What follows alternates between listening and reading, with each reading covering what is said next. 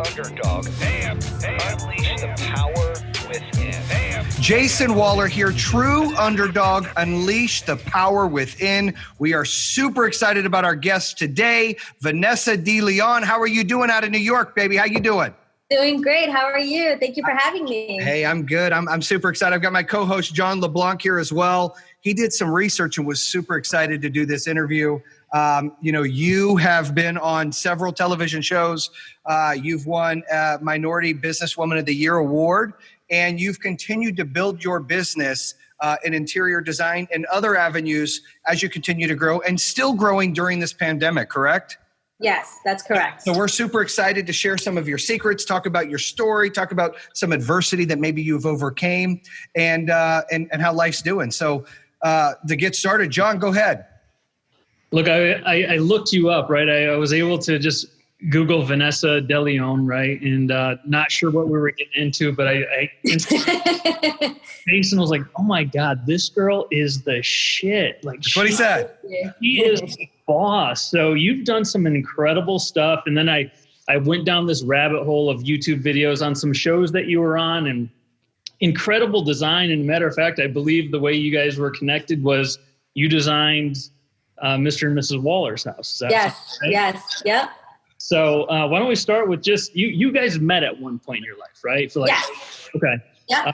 Maybe like 10 minutes. I only spoke there like 10, 15 minutes. She deals with my wife a lot more than me, obviously. So maybe first impression of Jayson? My first impression, I thought he kind of gave me like a hip version of Guy Fieri. Don't get mad at me, Jayson. He's mad. That's horrible. I think I look better than that guy, and hopefully that's why I prefaced it by a hip version of Guy Fieri. And to be honest, kind of the personality a little bit, because I know of him because being in the Food Network and HGTV, so we frequent each other. But I thought you were kind of hip and cool, and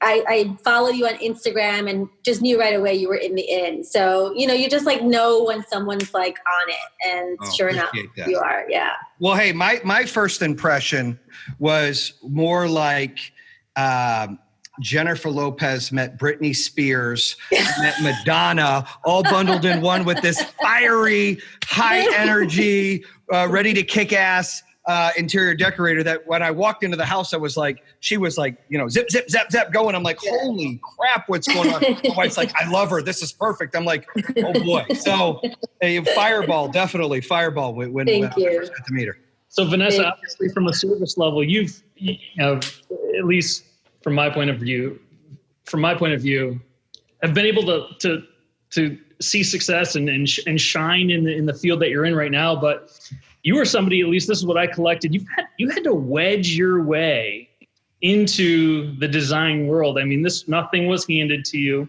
No. Found a gift, you stumbled upon it, and you went with it. And then you had to overcome a lot of these different hurdles.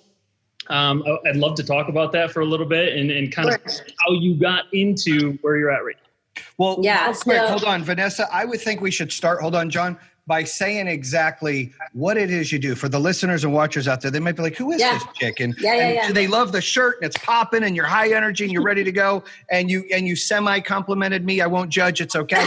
But it's cool. So, and I've got a whole poker story with the Guy Fieri. I'm walking by the poker room when I went to the World Series of Poker, and I was being made fun of at the table as a joke. And then I walked by, and my business partner, because they're like, dude, you look like Guy Fieri. In the casino is a Guy Fieri restaurant.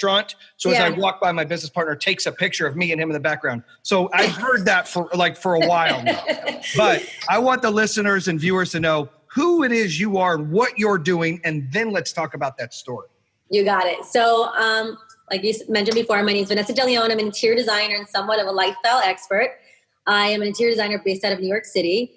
I specialize in high-end residential, commercial, hospitality, and interiors. So that's me in a nutshell. I do product design. I work on various influencer things with brands and brand collaboratives, like being a brand ambassador for True Residential Refrigeration and Sherwin-Williams, and the list goes on. But ultimately as a package, I'm an interior designer. And then all those little like branches off the tree that I try to do because I like to juggle many things. So that's me in a nutshell. Well, it seems like you do what you love. I mean, you seem super passionate about what you do. So back to what John was asking, nothing was given to you and you had to figure out your way. Let's talk about the beginning of that. Let's hear your story. Yeah. So do we have like 5 hours? No. If I could do 5 hours, but I don't know. I don't know if John I'll give you the short version. So my passion was always fashion. Like I wanted to be the fashion stylist for the stars. That was my ultimate goal when I was growing up. I used to have Barbie dolls. I would dress them up. I had Barbie doll houses that I would change the furniture, but mostly I loved fashion. So that was my passion. I went to FIT, the Fashion Institute of Technology, right on 27th Street. And I acquired a position at a major fashion house and realized shortly thereafter that I was living in the movie The Devil Wears Prada. And it was just a toxic environment for me because I'm about helping women and sort of lifting up women and being on the side of like women empowerment. And I felt like everybody was very catty, trying to get on top and would do anything to get there. So to me, it was very toxic.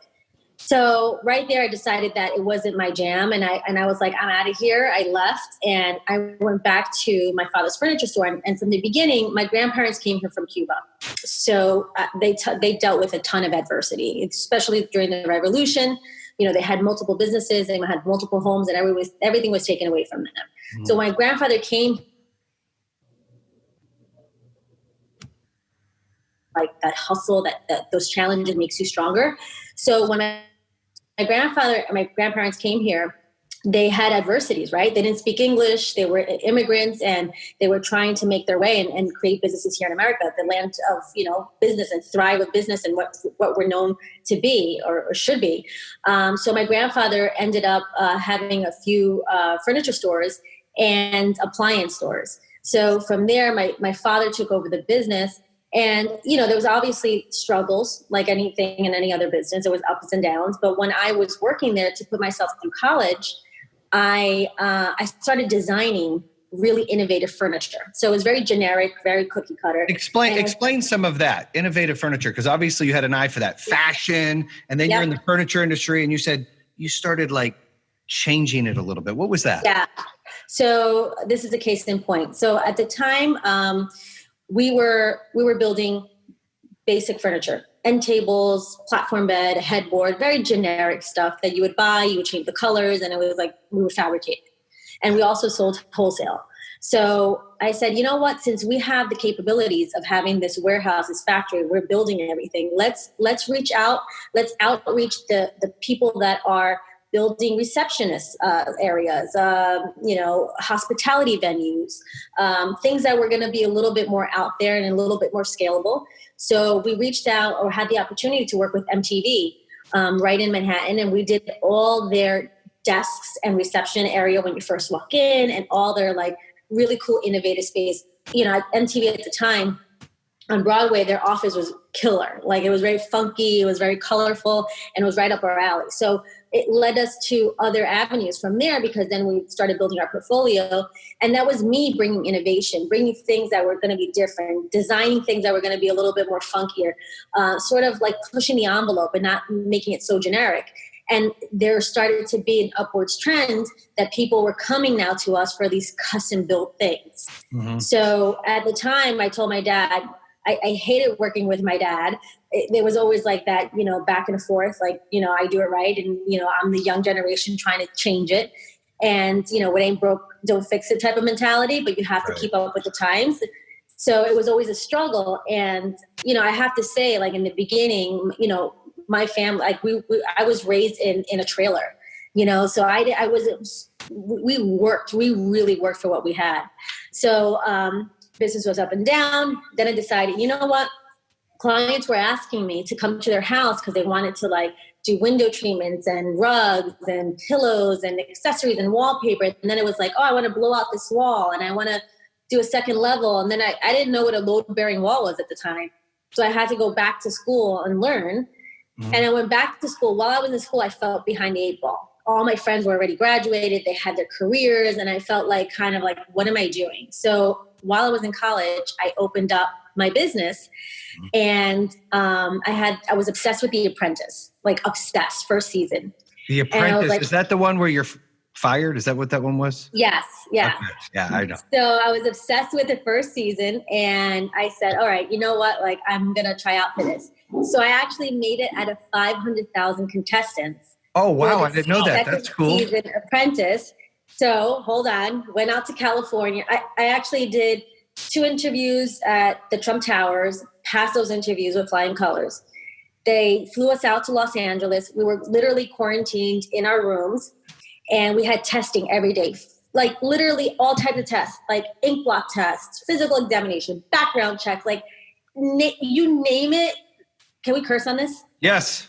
I mean, like, I literally felt like the next thing was going to be like, okay, so now it's like the gynecology, you got to go to the OBG. Like, that's how like excruciating of like the pain and suffering that we went through for this. And they're testing you to be on the show after you already got accepted? Okay. Yes. But like crazy. NBC, I guess at the time, had a lot of money to throw away. So they did, right? Yeah. So I finally made it out of all these people were going home second, third, fourth day. We were down to the 7th day. And Mark Burnett was in the room, and I was in front of him, and it was 4 other girls. It was a total of 5 of us. And I remember Bethany Franco being next to me, which is the skinny girl martini, Bethany Franco. And then the 3 other girls, it was 5 of us in total. 5 other girls. It was 5 of us in total. So they were chatting within each other, kind of like telling each other off, like, what are you wearing? Oh, you have fake boobs. Oh, like a ton of shit that was like not impressive. And I was like, this is so unprofessional. So I'm like, Mr. Burnett, do you mind if I start? And then he looked at my cue cards, and he's like, Vanessa DeLeon? I said, yes. And I'm like, I'm an interior designer. I give him my whole spiel. And I'm like, holy shit, I did so well. I was so professional. You dropped the mic on his ass, right? Totally. Good. So then I left the room, and I'm like, I got this. Then I get a knock from the PA, and it was like a soft knock. And I'm like, oh, I hate the sound of that knock. And I didn't feel good about it. I opened the door, and he's like, I can't believe you didn't make the show. I'm like, holy shit. I'm like, this sucks. Because being there 7 days, you're like amped. Everybody's going home, and you're thinking you're going to make it, and then boom. So, and at the time, it wasn't, so they had said, hey, they kind of flipped the switch on us, and they said, listen, what if there were a Martha Stewart apprentice? And I said, well, Martha Stewart's in jail, so how would that happen? So then right there, I was like, oh, she's getting out early, because how this was out. So I was like, this is interesting. Why do you think you made it so far in that interview process? Yeah, so I wasn't catty. So all those girls made it on, plus Bethany Franco. So why do you think you made it to where you got to? Because you beat out a lot of people, right? But you didn't get on the show. So maybe the reason, both of those reasons, right? So listen, I made it that far. One, I'm a minority. I'm Cuban American. I'm a spicy Latina. I'm a New Yorker. 5'2". 5'2". I was in much better shape back then. I'm not bad looking to look at on the camera for a long period of time. I think all those things kind of add up to something that they're looking for in television, right? Because it holds truth with any reality-based television show. I was creative. I was smart. I had my finger on the pulse. Like at a young age, I was like 25 at the time. So I felt like I had all those check boxes that they needed to complete. But at the end, I didn't have that bitchiness, like they were looking for, like cattiness, that drama. And that was the beginning of reality TV, because I could have probably fake it until I make it type of thing, but I didn't. And I came back. Fast forward, I had one assistant at the time, and she's like, hey, they're going to have a show called Design Star for HGTV. You should send something. I'm like, forget reality TV. I'm so over it. But I ended up submitting the same Apprentice tape, and they called me back. They're like, we love your tape, but it's so business oriented. Can we see more of your work? And I'm like, oh my gosh, okay, great. And then a month later, they're like, pack up your bags. You're moving to the Upper East Side. I'm like, wait, no testing, like total different budget than NBC. So that was like my first spin on reality TV in like 2005, 2006. But going back to the adversities, it was very difficult working for my dad. The economy was a little funky back then. The manufacturing was taking a shift. A lot of things were going to China. So it was just like, there was just like a transition that was really affecting the furniture business. And I said, you know what, this is an opportunity for me to branch out anyway, because I didn't want to sell retail all my life. Right. So I established my business, Vanessa DeLeon Associates. And from there, from the television shows to my first hedge fund client my work got published. I built a house from the ground up.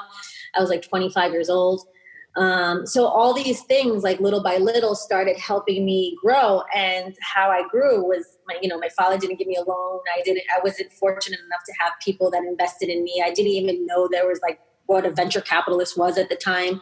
So I said, you know what, I'm going to go to the bank. I had a bank account with PNC Bank. And I remember going in there. I'm like, hey, can I get a loan? Like, how does that work? So I think they gave me I think it was like $30,000 or $40,000. And I thought it was like so much money. And I was like, okay, so like I'm going to buy computers and programs and design programs and, a library. And I put my first deposit on my office. And that's how I sort of started. And little by little, I'm like, okay, I need more clients to sustain. And then it became somewhat of a referral business. But, the TV, both of them, I worked in tandem basically because I was doing TV and design. So you were building your business and your brand to align to be. Yes. Yeah, I love that. Yeah. Yep. And then when I realized that there was a brand, because back then nobody really talked about that, right? It wasn't something that you would like. There was MySpace, but there wasn't. That was it. We talk about that all the time. Back then it was only MySpace. MySpace, yeah. Nobody talked about like, oh, how do you become an influencer or a brand? It wasn't a thing. Yeah. So I knew that the economy then took a downfall, right? And that's when everything stopped. All my hedge fund clients, all of them just like closed up shop. Every like everybody that you can possibly think of who were my clients didn't have a job anymore. So I was like, holy shit, what am I going to do now? At the beginning of my career, I just started, I was just scaling up, and now I'm kind of plateauing down. So I was like, all right, this is a time that I need to reinvent, even though it was the beginning of my career, but it's a time that I had to take of this moment that was like stagnant and reinvent myself. So that was the time that I took to create press kits. So I did these crazy press kits to a bunch of editors like Elle Decor, Architectural Digest. I was working on a house that I did, and I actually gave like a gift that made sense to the project, to the editor. Like I did everything by hand, shipped them these amazing boxes. Yeah. And that's when, say that again? These were like just little boxes that you handcrafted, correct? Yes. Yeah. So I had all the time in the world, right? So I literally went to like an AC Moore Michael's store and I made these press kits and obviously put the pictures in there. And at the time, I think there were CDs that I put everything in a CD and then made a little album and then submitted them to all the editors. So some of them I dropped off in the building and some of them I just UPS'd or whatever. And that's the time when I'm like, okay, now I'm going to develop who I am. Like, I'm going to, my whole thing, my whole motto was, I'm going to be the next Latina Martha Stewart. That was always my spiel, right? So how do I become Latina Martha Stewart? By doing things that are going to relate back to who I am. So I made sure to keep that constant and the name recognition and like, so funny story, my real name is not DeLeon. I was married previously, but I became a little famous with the last name DeLeon. And I was like, how am I going to get rid of DeLeon now to try to rebrand that or make it my, my maiden name, Rojas? It didn't really have a ring or like a twang, So I was like, that's not going to work. So I kept the name. I asked my ex, of course, but I kept the name. And the Vanessa DeLeon just had a ring to it. And I just kept it throughout my career. And I think that's important too, because then when you start tweaking too much, you kind of lose who you are. And that was important too. So I was trying to ride the coattails of all the TV stuff to keep the momentum. But that's smart because the economy fell apart. You had time to do self-reflection. How am I going to build the brand? How am I going to be ready when this comes back? How am I going to continue to penetrate and like you said, ride the coattails on each one of these opportunities and expose yourself? Because you're right. That was the time branding was just starting to happen. And you were already ahead of the curve by realizing this is what I want to do and having that plan. That's pretty cool. Yeah. And that's actually in 2005 and 2006, Actually, 2006, so I did Design Star for HGTV in 2006. And were you applying for anything that TV that came up like that? You're like, I'm in. Cool. Yeah, constant. I was always on like Craigslist. I mean, random things that I would never even go on anymore, but like the most random things are sometimes. But that's evolving though. You got to start somewhere. I'm always preaching like there's no elevator in life. You didn't hit a button and you've got this successful business. You had to grind and adjust and grind and take a step each time.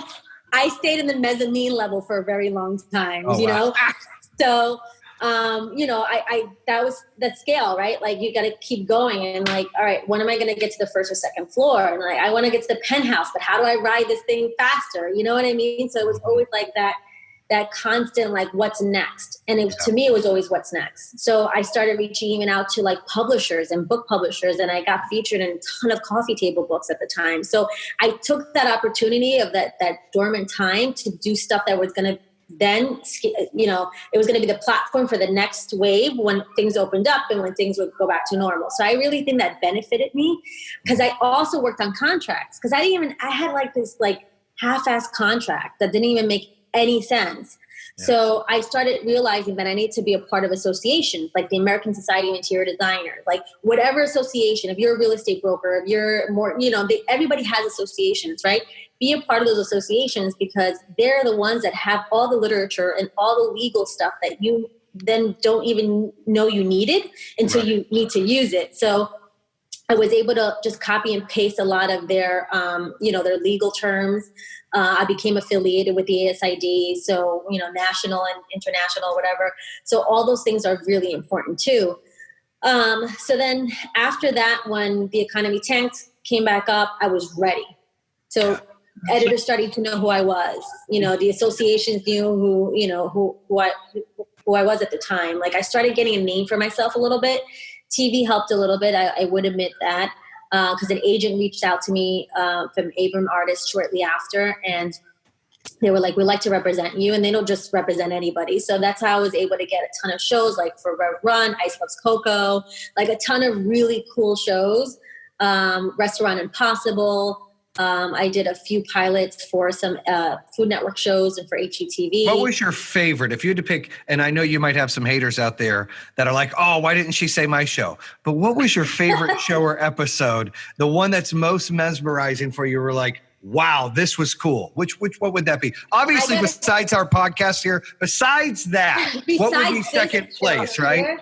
Second place would be Terry Crews Saves Christmas, to be honest. Dude, I love Terry Crews. That's cool. Let me tell you something. He is downright the most coolest man you'll ever meet. I mean, besides you, Jason and John. There you go. But I mean, like, we've become friends. I literally, my husband and I went to his wedding anniversary in LA. Like, he is someone, he's like, if you ever need anything after the show, like, you know, we're friends for life, you know, like one of those type of dudes.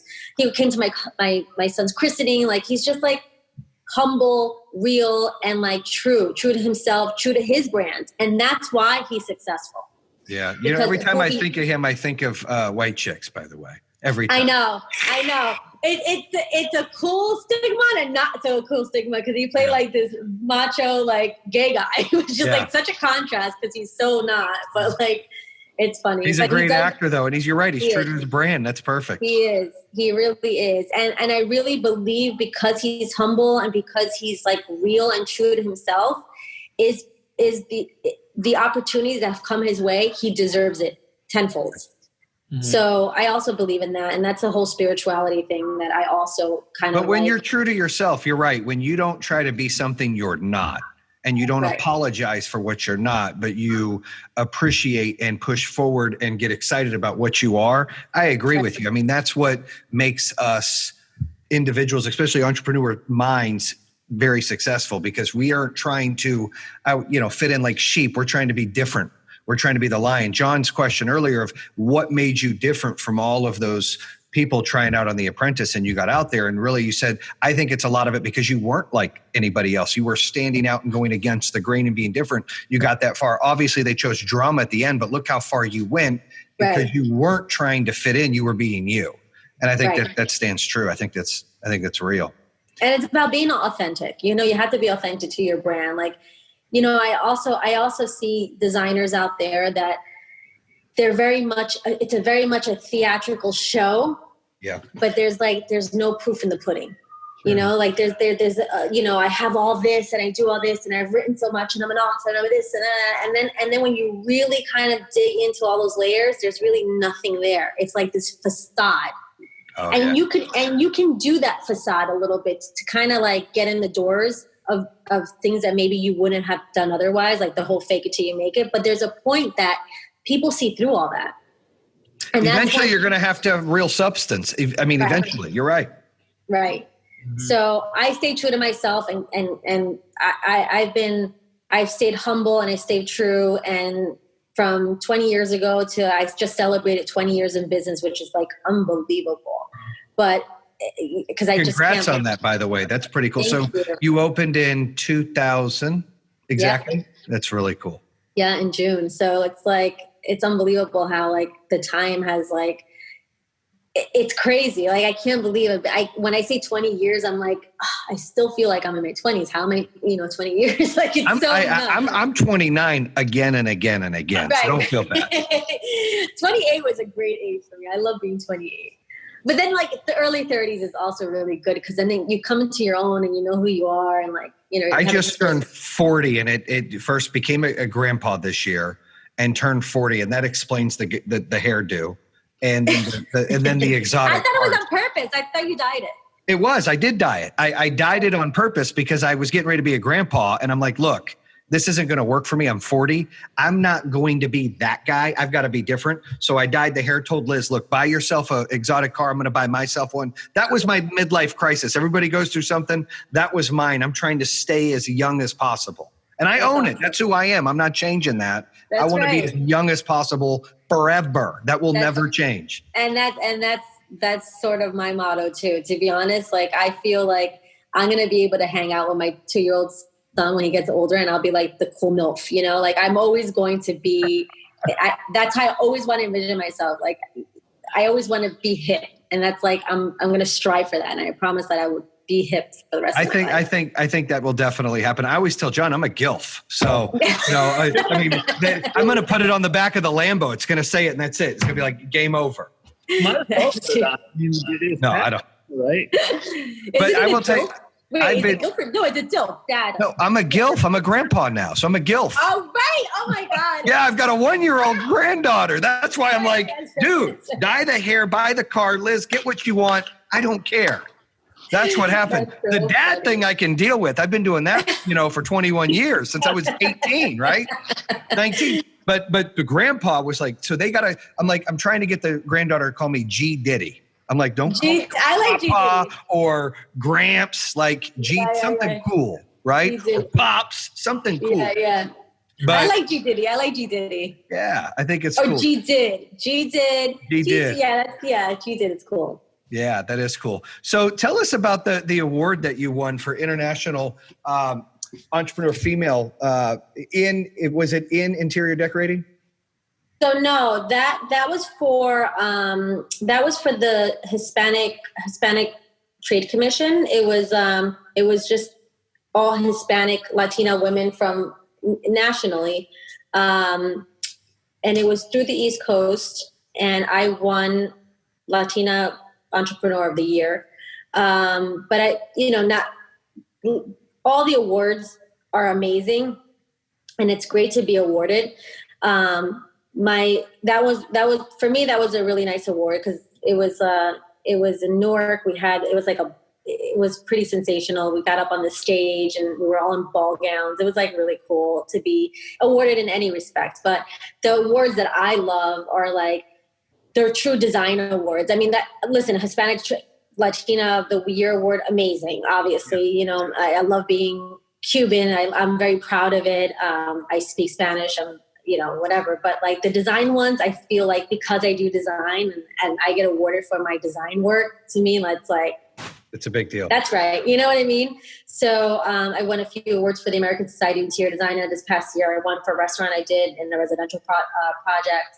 I'm just looking at my awards now. And the Interior Design Society. John, your audio's out a little bit. Oh, it is? There you go. Can you hear me now? You're brand ambassador too, it looks like. And yeah, so I'm a brand ambassador for True Refrigeration. And they do some pretty amazing refrigerators. They started in the business 70 years ago doing commercial refrigeration for like all the restaurants and all the like the Targets of the world and all the big, shops, box stores. But I started working with them a few years back where they came up with this residential refrigerator that's amazing. You can change the colors. You can do black with the silver or gold knobs. You could do copper with the antique white and cobalt blue and like all these colorways. It's like, it's so me. Yeah. And that's another thing. Like I don't want to be that person that takes on everything that comes their way, because then that's how you lose who you are, right? So I'm going to do things or be in partnerships with manufacturers and companies and joint ventures with brands that represent who I am. So there's like that, there's that love and that marriage that makes sense and feels right.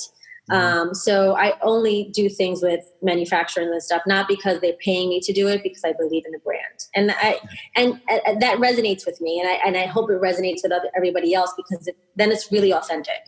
Yeah. And watching some of your stuff too, there's this, as I go through this, and I don't know design. I don't understand design, but the thing about it is, like, when you marry your client's aspirations or their outlook of a certain space or their house with your input, right?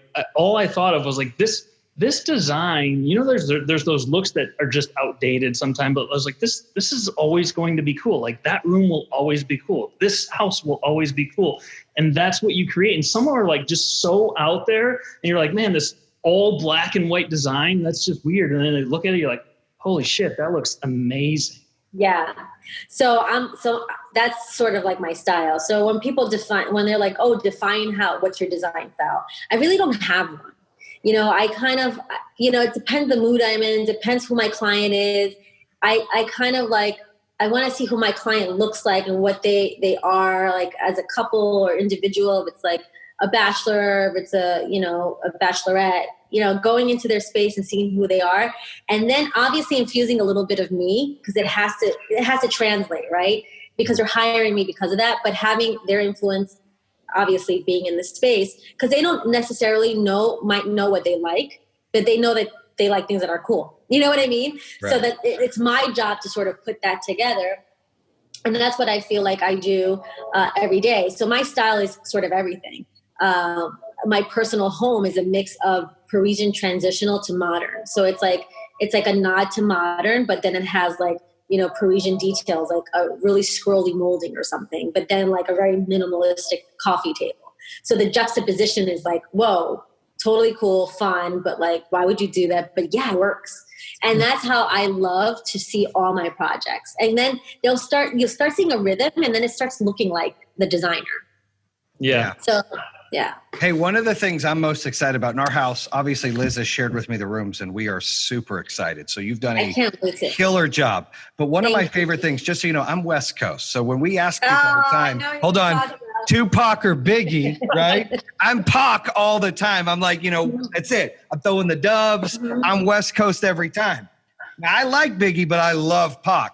So when Liz was like, you got to check out this badass wallpaper for the dining room, I'm like looking at it, and I see the king over there with his crown, the king of Brooklyn over there in the corner. I said, is that Biggie? He said, yeah, you like it? And I said, can she not get Pac? She's like, no.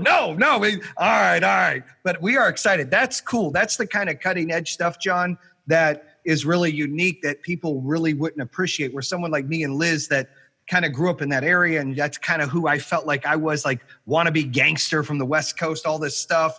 That was our time.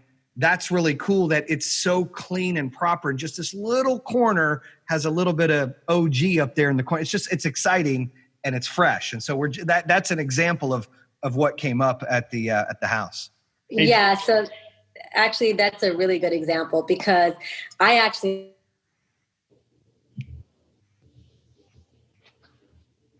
love Biggie. So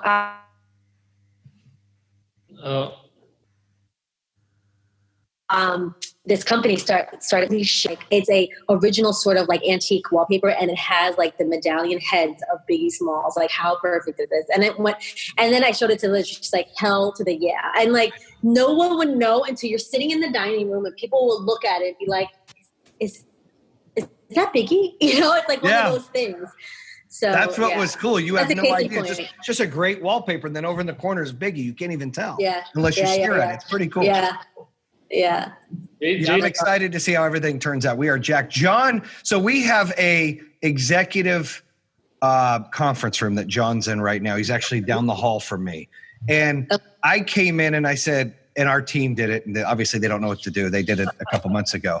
But to me, it looks like they made it look like we're remodeling a house. This is in our office. And they've got everything in there. But then when you go the other way, John, the murals and stuff behind, it looks like 70s threw up the city of Charlotte. And I'm struggling with it. So I came in, I'm like, guys, this looks like ass. It's starting to bother me. We have these meetings and we got solar panels on one side. That looks bad. All this stuff. John's like, you know what? We should ask Vanessa just a quick, like 2-minute thing. What the hell we should do in that room? I'm like, that's a great idea because that thing looks like it needs to be exploded. Those are acoustical panels, right? Those are solar panels. Yeah. Yeah. All right. It's odd. Somebody that put it together didn't know what they're doing. It wasn't me. So don't judge me, by the way.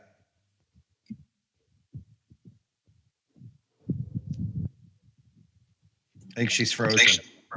I hear you. There you go. Yep, you froze a little bit, so we got you. There you go. Okay. Is that like a bookshelf or something back there? That's a TV with behind him with solar panels. To the left is all the stadiums we put solar on. We have the brown. I don't like the colors. The ceiling's pretty cool. And then if you look to the behind you, John, turn around now. Why they did this? I feel like we're in a model home. I'm like, what the hell did we do? Like, why do we need glasses in there? We do have a ton of awards in there, but I'm not a fan. So I kind of gave them my version. Like, you guys have to clean that. This is bad. Let's fix it up. Even though we spent a lot of money doing this like a year ago or 2 years ago, I wasn't involved. I'm not impressed. I'm here and I'm like, this is depressing. I feel like I'm in the 70s. John, can you talk? Because I'm on my phone, so it only pans in when you're talking. Let me see it again. Can you swipe to the right on your phone? Let me see. Oh, I didn't even know you could do that on the phone. When I swipe to the right, I lose you. Oh, but you're there. You're there. Okay. Yeah. It kind of does look like a house, like someone's house. Yeah. We need the Biggie wallpaper. That's what we need. We're just going to throw the Biggie wallpaper on one side. Can't they do pop? Or why don't you do like a big like abstract wallpaper? I feel like that. What is that wallpaper? It's just a mural of Charlotte with like a yellow sunset. It's weird. It's creepy. Gray too. Yeah, it's not terrible. The ceiling is nice. Ceiling is nice. And the floor is nice. Yeah. No biggie. I don't know, guys. I'm going to get pictures. Like it needs some work. I'm going to get pictures and you could give me some tips. Send me pictures because maybe it just needs like a huge abstract wallpaper. And that Charlotte scenery is just not. And the solar panels on the wall, I'm not digging either. That's just odd. But we're having them clean it up. And I am going to send you pictures. Okay. So cool. let me ask you this. Your husband's restaurant, by the way, I am excited to come to New York and try that because the food there looks amazing. Let's talk about that for a minute because that looks unbelievably delicious. And the design of the food is so cool. Yeah. So luckily for me, or not luckily for me, because it's always like this power struggle. My husband is also very creative. Yeah. So I design his restaurants, but like he designs these over the top pancakes, shakes. Like he's like the pancake and shake guru. He's actually been on Guy Fieri's show. He actually has a Guy Fieri rap, and they've kept in touch throughout the years. But so Bobby is uber talented when it comes to like innovation. Also, again, his parents came here from Greece. Was a diner, a dishwasher. His dad was working at a diner as a dishwasher, then was able to open up his first diner. And then my husband worked at that diner at the age of 5. So he's been in the world of food forever. It's his absolutely first passion. It's hospitality. So he actually took a break and decided that he wanted to go to law school, graduated in law school, less than 3 years, acquired an amazing position at Sullivan & Cromwell as one of the top attorneys there. And then realized he hated law, left, went back to the diner business, started fighting with his dad, and realized that he couldn't really work with his dad. So he opened up his own thing. Because my husband wanted to innovate and his father didn't. So it was that power struggle. So he was able to create his own thing a few years back, and it literally is his dream. So he wanted it to be like this family-friendly place, but that was hip and fun to be in and always an experience. Yeah. And so I designed it in such a way that it looked like an upscale kind of Brooklyn meets Manhattan meets somewhere in the 50s. So it's like a modern version of a diner. And our whole thing is about these crazy pancakes and shakes. Obviously we have breakfast, lunch, and dinner, but that's our premise. That's our bread and butter every day, no pun intended. So he's doing what he loves. So he's, again, when you do what you love and you're super passionate about it, things just come. That's right. The world opens up to you. It's sort of you manifest these things in your brain, and then all of a sudden you just put it out there, and it just comes to you because how much you love and want it. So he's had all these opportunities from the New York Times to being featured on NBC and Food Network, Food Paradise, Discovery, all these channels, and his following has grown tremendously. It's insane how these insane shakes and pancakes have really made this popularity thing with food. And I know food porn is really hot right now, and his stuff gets Instagram's 1 million times over. I'm telling you, John, if you ever get a chance to look it up, what's the business called? It's called the Brownstone Pancake Factory, but that's the Brownstone _pancake _factory. John, I'm telling you what, I get hungry every time I see it, but it's cool. It's mesmerizing. You see this cool, funny character. You just want to order it to see it. I'm sure it's going to taste great, but you're that's the shit right there. Right. So we're what? We got to get to New York to check this out. We were, we look at it all the time. It's great. I'm actually going to send you a surprise. Ooh, that would be good. That would be good. It's a surprise. So you don't know what you're going to get, but you're going to have a taste of it. Man, I'm telling you what, well, I'm excited to try that. And, you designed it. So I haven't seen the inside. I've only seen some of the food that's posted all the time. Yeah. So I definitely have to see the inside, and I'm sure it's cool. And, I saw that you guys were doing a lot of things during COVID, helping people out, right? I saw what you guys were doing. Yeah. There. So again, for Bobby, for my husband, I think it was more of a hit because all these restaurants are really taking a hit. Restaurants are not running huge margins. They're, it's a hard business to make money. And people don't realize that. You do it because you love it. You don't do it to get rich. People don't understand that. Absolutely. And trying to keep your staff employed because the good ones, you want to make sure they stay. And, so there's this balance. There was a juggling thing. Every day he would come home. He's I don't know what I'm going to do. I don't know what I'm going to do. I don't know what to do. So then he has these moments that he goes upstairs on the roof and he does this whole meditation thing. And he's all right, I'm going to figure this out. I'm going to go upstairs and meditate. So that, that equals a glass of wine and him in the hot tub, just hanging out. I'm that's not meditating. You're smoking a Cuban cigar. So he's just you know what? That's it. We have to come up with something. I'm going to create a business. And I'm well, what the hell are you going to do? He's well, I'm going to make brunch boxes. And it was the whole thing was brunch boxes. So it was all right, well, how are you going to scale brunch boxes? Pancakes, it's waffles, it's French toast. How are you going to make that? And he came up with one of his friends started these little donut boxes, but donuts are easy they carry really well. But how are you going to carry pancakes and waffles and French toast? That doesn't carry that well if you over time or overnight or whatever.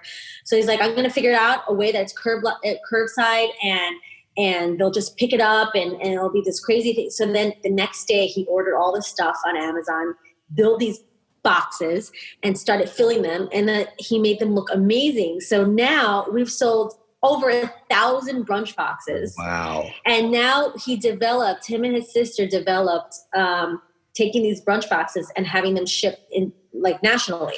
So now we've preserved it. We are filling it. So guess what? You're getting a brunch box. So, and now everybody's getting them like West Coast, Middle America. And it's insane because we get these emails back and they're like, this is the most ingenious thing.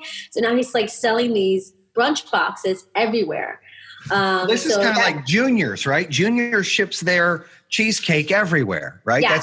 Now he's doing that. And this is a case of where we're seeing this all the time, John. We talk about this where during a pandemic, during an unfortunate event, an opportunity popped up and your husband created something that's not only created jobs, but created excitement and an opportunity for people. That's cool. That's exciting. Yeah. So that was for him, like his like aha moment. He was like, all right, we'll be able to ride the wave a little bit. And then that was enough for him. Cause he's like me, but 10 times worse. So he's like, I'm like, well, what do you mean that's not enough? Well, what are you going to do? And he's like, I got to figure it out. It can't stop here. Like we got to figure it out. So I was like, all right, well, what are you going to do? And he's like, I'm going to do car hop, like the olden days, like the 50s, like what the diner was made out of, car hop. And then he like started coming up with these trays, and he ordered all these different trays to put on the side of the windows and like all these things. And I'm like, all right, well, let's give it a go. I'll put roller skates on one Saturday. And like, I put on my roller skates. I was bussing tables or bussing cars and like, hosting. I was on the skates for 8.5 hours. It was so much fun. We sold out like that first week completely. Every hour on the hour would do the car hops. Wow. So that kept us afloat. They kept all our employees working. I think we cut maybe like, at that time it was like 30% or 25% of our employees. So we kept 75 on. And for the listeners and viewers, you guys are in New York. People don't realize that was the worst spot for COVID. I mean, that was it. Yeah. And you guys are still dead. Go ahead. Sorry. So and we took preventative measures too. Like every tray that we brought out, we had Clorox sanitizer. We would Clorox it in front of everybody and stack them on the side so they can see. All our staff, we had these custom masks for the Brownstone made for them, and double ply, washable, so they wash it every day. Changing gloves after each hour of each of the cars that they took. The staff wasn't allowed to congregate together. Everybody had to be separated unless you're going to pick up at the expo. So it's very limited contact. We temperatured everybody, all our staff members before they walk in. So we took our necessary precautions to make sure that everybody was safe, and first and foremost, our staff and of course our patrons. And we did what we had to do, and we sustained our businesses. And for me, luckily enough, like design, I get paid prior to services rendered. So I have projects that will at least bring me to the fall and maybe winter. And believe it or not, people are at home now, so they hate their houses. So now we're getting a ton of renovation calls. So that's interesting how the shift changed, because I'm usually doing house builds from the ground up or full renovation projects, but now it's like few rooms at a time, but we're getting a ton of those type of calls. Right. So now it's like, so we've been fortunate enough to also sustain, in the design business, thank God. But for anybody who else is like that hustler mentality, like a lot of amazing things come out of these unfortunate moments, There's always a solution, and you guys are always finding it. That's so crazy to see. And that's common, right? We see that all the time. Like there's all these problems that come up, and then you just keep finding solution after solution. And then you find action to that solution. And you guys do that so quick. You're so agile. You and your husband both. That's crazy. I'd love to be around you guys for a day. Yeah, thanks. Come.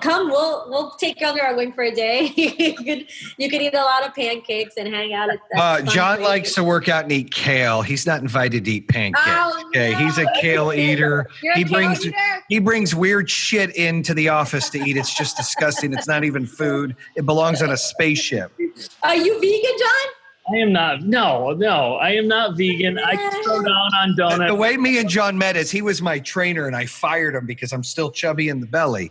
And then he ended up being a director of our training at the company with over 1,100 employees. So, yeah. Nice. I didn't hire him, by the way. I'm glad that he's here. He applied for the job secretly, and then we talked about it, and he ended up getting hired and became the director of training. I'm like, holy shit, I don't have a trainer now. And then because I vent to him all the time working out, when I launched the pod, I thought, dude, I talk to this guy all the time. This is perfect. I too was so crazy. Yeah. It's a crazy story, but Jayson, sells his business. He's super passionate about his business. It's like, I could certainly see myself inside that business. So gave it a shot and it worked out. Wow. Well, I got to say, we have Kill and we have acai bowls. Oh, so yeah. We have things. Listen, we have things for you. So don't worry. All right. I like the pancakes with lots of butter and syrup and some eggs. Don't worry about that. Me too. I have at least a cheat day once a week. There you go. Mine's like 3 or 4 days a week. I do that. I do that intermittent fasting. You know what I'm talking about? So do I. So so do you follow Joe Rogan?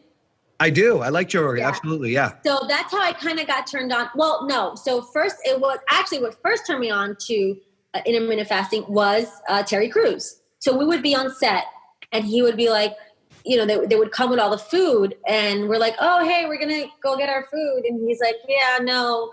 And we're like, and it was like constant, like it was like 12 something or 1 o'clock and he wasn't eating. And then after 2 o'clock he would eat, and he's like, oh, I do intermittent fasting. I'm like, what the hell is that? And he's like, oh, 16/8 or whatever. And he literally eats, so he says he eats ice cream like 10 o'clock at night, no problem, or 9 o'clock at night. And then he goes right to bed, no problem. And he's like in a tremendous shape. So I was like, I'm going to try that. And then Joe Rogan had Peter, God, what's his name? One of those crazy health freaks that he always brings on.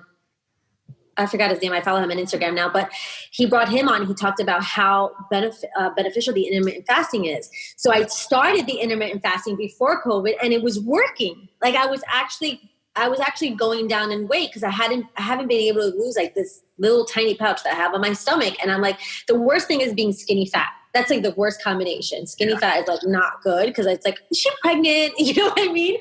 So I wanted to make sure that I lose my stomach, and I don't mind filling out in other areas, but like the stomach thing is like this, it's just driving me nuts. But anyway, I was doing it and it was working with my working out, of course.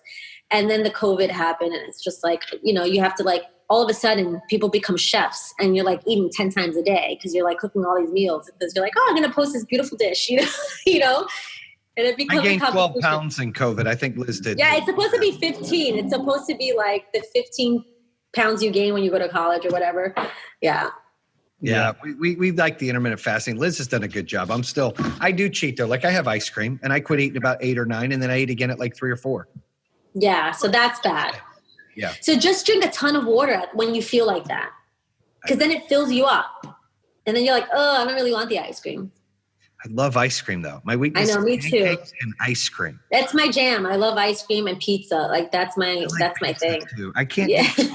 And French fries. A good French fry. Well, last but not least, let's what advice would you give to young females out there that are wanting to open a business that feel challenged when they're stuck with some stuff out there? I like to, I've got 3 daughters and I've got a wife, and, I want all of my daughters to become like president of the United States. I believe fully in empowering women to take the next step and be great, right? And do great things and never be subjected to be left behind because of their sex or anything like that. So, I think it's important to see a successful female who is not only a mom, but a wife that runs a business that's overcome adversity, with you being a minority, your parents came from Cuba. I mean, all these things that you've overcome to really get down dirty. What's simple advice? Because a lot of these ladies out there, they're going to be struggling. They're going to think the world's against them. They're going to think the people, they're going to think that they're challenged. And what advice would you give? First of all, I would stop the excuses, because they're just excuses, right? So if there's always the things that you're going to, I'm just not this enough. I'm just not talented enough. To be honest with you, I feel like I'm more business savvy than I'm creative, but I definitely am stronger in the business world, right? So the fact that, there were times that I would, years ago, I would question myself and see my peers and I'm like, oh gosh, they're better than me. And I would struggle with that. You're kind of like your own worst critic. And I'm like, no, it's not about being better. It's about the whole package, right? So it's about the whole package. So if you start thinking about like you're not good enough, or I don't know if I'm going to get there, I'm just not financially set up. Listen, I didn't have anything. I didn't have any money. I wasn't as creative. I maybe not as great in AutoCAD as like my associates are. But I sure as hell could run a business. I can tell you every which way to do it, not to fail, right? So I think whatever your strong thing is, right? Whatever it's math, creativity, that they say that the starving artist never makes any money, but they love what they do, so they're the artist, right? So if you don't have that business sense, hire or have partnership or create some kind of relationship with someone that is strong in that respect. And then have those people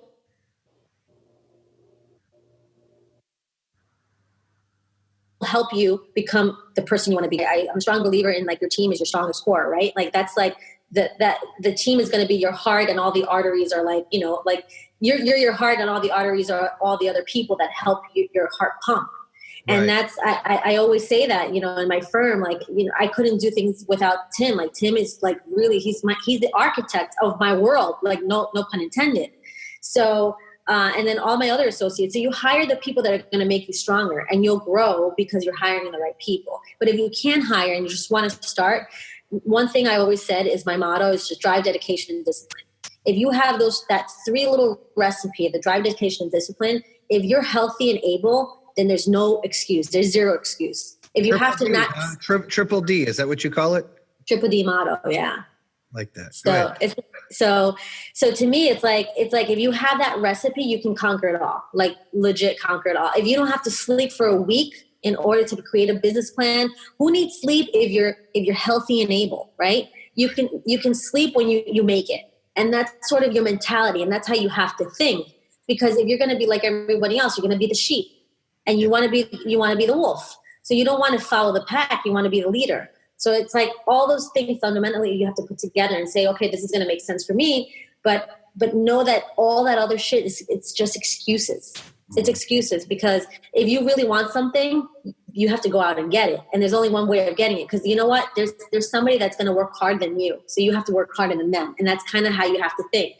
And then when you're creating your plan, whether it's whatever it is, it could be, real estate, a chef, or whatever. If you create your plan, if you work harder than the person that's working hard, you're going to just work even harder. So that's how you always have to think. Yeah, I think hard work outdoes talent every day. And I think you said it really good. That I like that triple D motto. I've never heard that before, but I love that. And I think you touched a point where people do make excuses in today's world. Everybody's looking for the easiest path to just. Everybody wants entitled. Everybody's entitled. Yeah. And for whatever reason, the last 15, 10 years, it's a world of entitlement. Everybody wants to make a buck quick. Everybody thinks it can make a buck quick. And when they say, the one thing I hate to hear is oh, wow, you're so lucky. No, man, I'm totally not lucky. Yeah. I didn't win the lottery. I didn't come from this very wealthy family and everything was handed to me. To be honest with you, some of those people don't really make it anywhere. So the fact that there is adversity makes you stronger. Because think about it. The people that are handed things, they don't even work hard for it because they're handed. They don't need to work.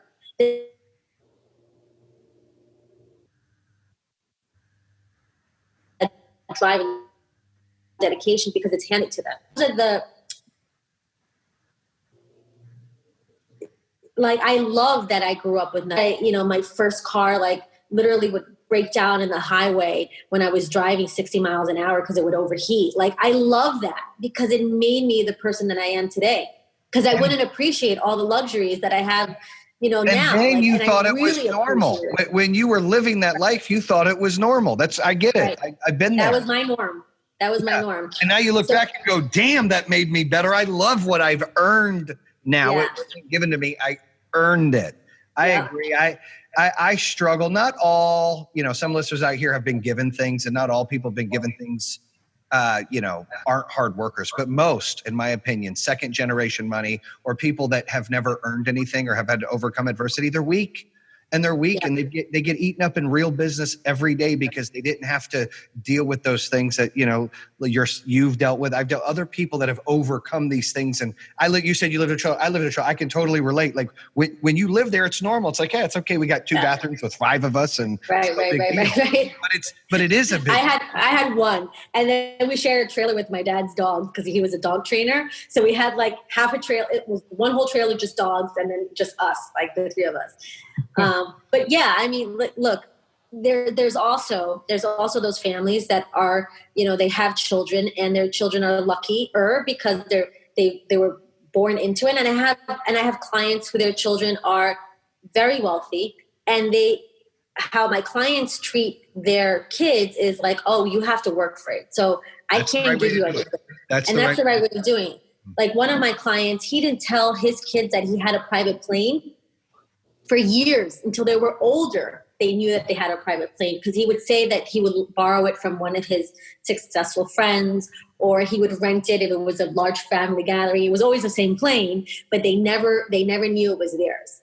So it's about keeping your kids grounded because, his kids now are super grounded and they're humble and they want to overpass their dad, which is really interesting because their dad is, very successpil. So now they even want to go past their dad, which is amazing, but you have to instill that to them when they're born, because if not, they just become lazy. And then they think, oh, I don't really have to work for it because I have it. Yeah, I agree. I could always do better. I love my kids to death, but when we have kids, when we grow up with not a lot, I'm guilty of spoiling them and setting Yes. And I'm always challenging myself to be better and set barriers there. Hey, if you do this, you get this. And if you do that, you get that. And it is hard. And I just, when I get into business or I'm negotiating a deal, whether we're going to buy a company or we're going to merge with the company or whatever the situation is, I hate dealing with entitled people who were given things because they don't understand. And I feel like I eat I eat them up for lunch. Yes. But people that have earned and grind, there's a feeling there that I feel like, we can relate. And so I appreciate what you build because it's going to be personal to you and you're passionate and you love it. I always say too, some of the listeners out there, before we wrap up, you don't have to own a business to be successful. If you're happy, you just mentioned that. If you're happy doing whatever it is you're doing, then be happy doing that. That's still winning because too many times people are stuck doing things they don't want to do. Right. And they're not happy. Right on. But what's cool with you and your husband is you guys love what you do. And you guys have built 2 great businesses, great people. You got a great family. What was cool to wrap it up? You had your anniversary, your birthday, and your child's birthday all within 3 days. That's like a huge celebration, right? June is really busy. Yeah. And our wedding anniversary, our business anniversary, my birthday, and my son's. So I get the shaft because this one gift is for you, for everything. And then my son has a birthday party. So it's okay. It's all right. It's all right. Well, hey, thank you very much for joining us, Vanessa. We appreciate your time for joining the show. That's a wrap on True Underdog. Check us out on Spotify, iHeartRadio, Apple Podcasts, or check out our badass YouTube at True Underdog. Bam! Damn. True Underdog. Damn.